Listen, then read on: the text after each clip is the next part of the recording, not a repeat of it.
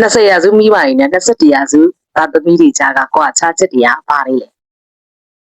ဒါလေးတွေကိုဒီဗီဒီယိုလေးမှာအသေးစိတ်ရှင်းပြသွားမှာဖြစ်ပါတယ်ကျွန်တော်မိဘတွေကကိုယ့်ရဲ့သားသမီးတွေကိုဘလောက်ပဲအသက်ကြီးကြီးကလေးလေးလိုအမြဲတမ်းထင်တတ်ကြတယ်ကိုယ့်ရဲ့သားသမီးတွေအသက်အရွယ်လိုက်ပြီးတော့ပြောဆိုပြုမှုဆက်ဆံတဲ့နေဆိုတာကိုလည်းမေးလျော်တတ်ကြတယ်ကြီးလေချစ်လေတက်မြတ်ဒီလိုပြောကြတယ်ငငယ်တုန်းကလိမ့်မာကြီးချရှိသလားအခုဆိုရင်ပြောလို့ဆိုလို့မရတော့ဘူးဆိုတာမျိုးတွေဖြစ်လာတယ်ကျွန်တော်မိဘတွေအနေနဲ့ဘာဘွဲ့တွေပဲရခဲ့ခင်းတဲ့အညီမလိလာဘူးဆိုရင်တော့ကျမတို့ကအမြဲတမ်းရှည်ယူဆွဲတွေဖြစ်နေမှာဖြစ်ပါတယ်ငါတို့ကငါတို့ရဲ့မိဘစကားကိုတခွန်းဆိုတခွန်းနားထောင်တယ်ဘယ်တော့မှပြန်မပြောဘူးအဲ့လိုမျိုးကိုယ်တိုင်ကြောက်ပြီးတော့နားထောင်ခဲ့တာမျိုးကိုကိုယ်တိုင်တကယ်ကြိုက်ကောကြိုက်ရလားဆိုတာကိုလည်းကျွန်တော်တို့မိဘတွေအနေနဲ့ပြန်ပြီးတော့စဉ်းစားသုံးသပ်စီလိုပါတယ်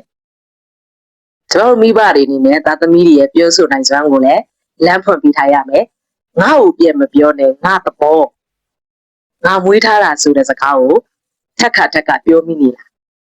အဲ့လိုထက်ခါပြောမိနေပြီဆိုရင်အခုချိန်ကစပြီးတော့ရက်တက်လိုက်ကြရအောင်နော်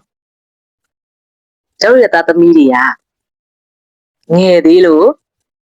ပြန်ပြောနိုင်စွမ်းနေမရှိသေးလို့သူတို့ကကျမတို့ရဲ့စကားကိုလက်ခံကြရတာဖြစ်တယ်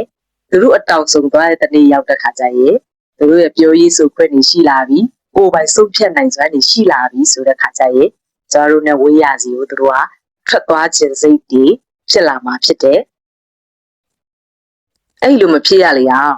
ကိုယ့်ရဲ့သားသမီးတွေရဲ့စကားတွေကိုလည်းနားထောင်ပြရမယ်မိဘနဲ့သားသမီးကြားကဆွေးနွေးညှိနှိုင်းဆောင်ရွက်မှုတွေလည်းပြုလုပ်ရမယ်မိဘတွေအနေနဲ့ကိုယ့်ရဲ့သားသမီးကိုမရခဲ့တဲ့အရာတွေကိုမပိုင်ဆိုင်ခဲ့ရတဲ့အရာတွေကိုအတဲစွတ်ယူခိုင်းတာမျိုးလဲကျမတို့ကရှောင်ရှားဖို့လဲလိုတယ်ကိုယ့်ရဲ့စိတ်ကိုတော့ကိုမပိုင်နိုင်တဲ့အခြေအနေမျိုးမှာကိုယ့်ရဲ့သားသမီးရဲ့စိတ်ကိုအလုံးစုံပိုင်ခြင်းတယ်ဆိုတာမျိုးကကျွန်တော်မိဘတွေအနေနဲ့တရားသလားမတရားဘူးလားဆိုတာကိုလည်းကျွန်တော်တို့မိဘတွေအနေနဲ့ပြန်ပြီးတော့စဉ်းစားသုံးသပ်စီလိုပါတယ်ကျွန်တော်မိဘတွေအနေနဲ့ခေတ်နဲ့အညီလေးလာတဲ့ယူပြီးတော့သားသမီးကိုထိန်းချောင်းမယ်ဆိုရင်သားသမီးစီကနေမတောင်းမဲနဲ့ချစ်ချင်းမြတ်တာတွေကိုရရှိလာမှာဖြစ်တယ်အဲ့လိုရရှိလာတဲ့ခါကျရင်ပြောရှင်စရာကောင်းတဲ့မိသားစုလေးတွေကိုရရှိလာမှာဖြစ်တယ်ဆိုတာကိုဒီဗီဒီယိုလေးမှာကျွန်မက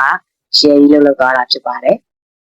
ကျွန်တော်မိဘတွေအနေနဲ့ဆွေးနွေးတိုင်ပင်စရာရှိတယ်ဆိုရင်ဒီဗီဒီယိုလေးရဲ့ comment box မှာလာပြီးတော့ဆွေးနွေးတိုင်ပင်လို့ရပါတယ်ဆိုတဲ့အကြောင်းကိုကျွန်မကပြောကြားလိုပါတယ်ဒီဗီဒီယိုလေးကိုစောင့်ကြည့်ကြည့်ရှုပြီးတဲ့အတွက်ကြောင့်မို့လို့အားလုံးကိုကျေးဇူးတင်ပါတယ်နောက်ထပ်ဗီဒီယိုတွေကိုလည်းဆက်လက်ပြီးတော့တင်ဆက်သွားမှာဖြစ်တဲ့အတွက်ကြောင့်မို့လို့အားလုံးပဲစောင့်မျှော်ကြည့်ရှုပေးကြပါအောင်နော်